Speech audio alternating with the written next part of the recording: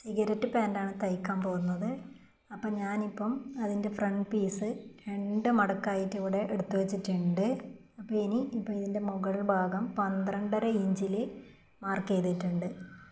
അതുപോലെ താഴോട്ടും 12.5 ഇഞ്ച് ഒന്ന് മാർക്ക് ചെയ്ത് കൊടുക്കാം. എന്നിട്ട് നമ്മൾ മേലെ നിന്ന് താഴേക്ക് ഒന്നുകൂടി മാർക്ക് ചെയ്ത് കൊടുക്കുക. 2 സൈഡും കൂടിയാണ് 12.5 ഇഞ്ചാണ്. അവിടെ നിന്ന് ഒരു 2 ഇഞ്ച് മാർക്ക് ചെയ്ത് കൊടുക്കാം. ഇനിയിപ്പോൾ അത് ഞാൻ നേരെ ഒന്ന് വരയിട്ട് കൊടുക്കുന്നുണ്ട്. ഇനിയിപ്പോൾ അത് മൊത്തത്തിൽ 14.5 ഇഞ്ചാണ് ഉള്ളത്. അപ്പോൾ അതിൻ്റെ നേരെ പകുതി 7.25 ചെയ്തിട്ടുള്ളത്. 7.25 മാർക്ക് ചെയ്ത് കൊടുക്കുക. എന്നിട്ട് നേരെ താഴേക്ക് അതിൻ്റെ നീളം എടുക്കുക. 37 ഇഞ്ച് എടുത്തു. പിന്നെ എക്സ്ട്രാ 2 ഇഞ്ചും കൂടി എടുത്തിട്ടുണ്ട്.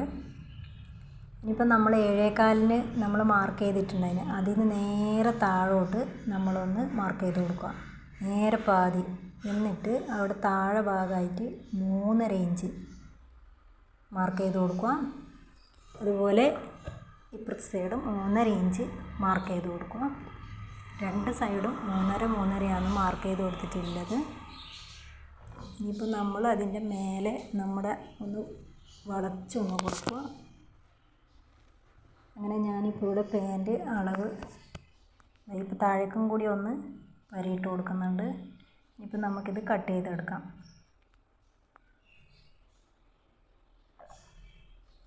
ഇത് ഫ്രണ്ട് പീസാണ്.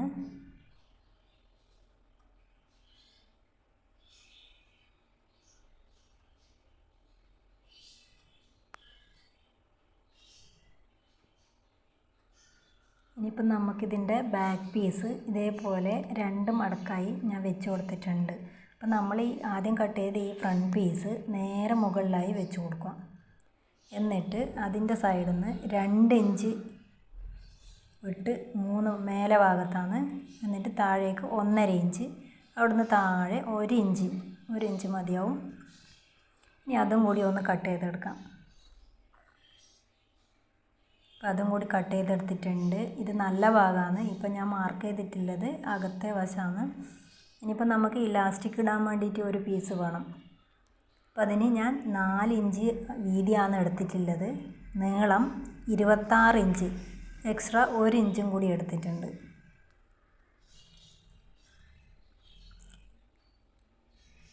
ഇനിയിപ്പം നമുക്ക് ആ പാൻറ്റിൻ്റെ സൈഡ് അടിച്ചു കൊടുക്കാം.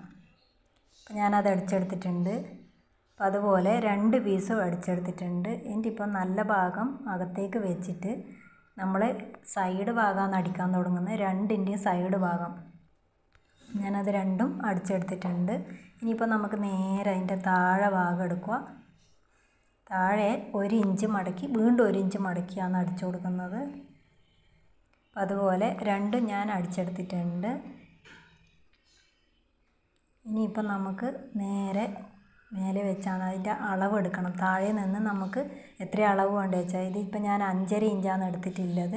അപ്പോൾ 5.5 ഇഞ്ച് വെച്ചിട്ടാണ് അടിക്കേണ്ടത്. അപ്പോൾ അത് ഞാൻ അടിച്ചെടുത്തിട്ട് ഇനിയിപ്പോൾ നമുക്ക് എലാസ്റ്റിക്കിൻ്റെ ആ ഭാഗം കട്ട് ചെയ്തിട്ടുണ്ട്. അത് 2ഉം കൂടി ഒന്ന് ജോയിൻ്റ് ആക്കി കൊടുത്തിട്ടുണ്ട്.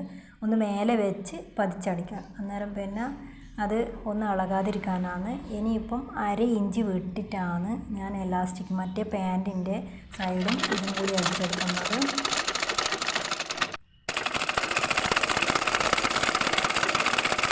ഞാനിതിൻ്റെ മുകൾ വശം കൂടി അടിച്ചെടുത്തിട്ടുണ്ട്. ഇനിയിപ്പം നമുക്ക് എലാസ്റ്റിക് ഇടാൻ വേണ്ടിയിട്ട് നേരെ തിരിച്ച് വെച്ച് എലാസ്റ്റിക് ഞാൻ കട്ട് ചെയ്തെടുത്തിട്ടുണ്ട്.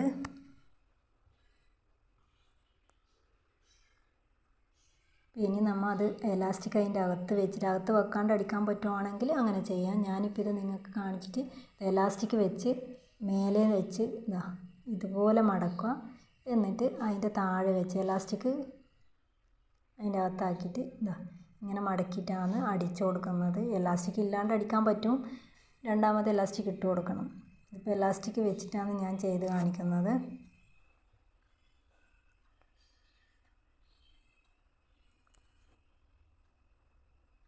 ഇതുപോലെ പിടിച്ചിട്ട് വേണം അടിക്കാൻ. അങ്ങനെ ഞാനിപ്പോൾ ഇത് തയ്ച്ചെടുത്തിട്ടുണ്ട്, കണ്ടില്ലേ.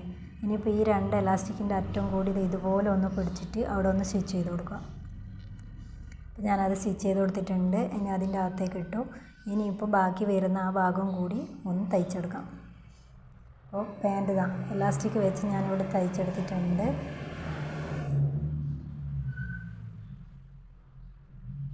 ഇതുപോലെയാണ് ഇലാസ്റ്റിക് വെച്ച് ഇതായിപ്പം ഞാൻ ഇട്ട് കാണിച്ചിട്ടുണ്ട്.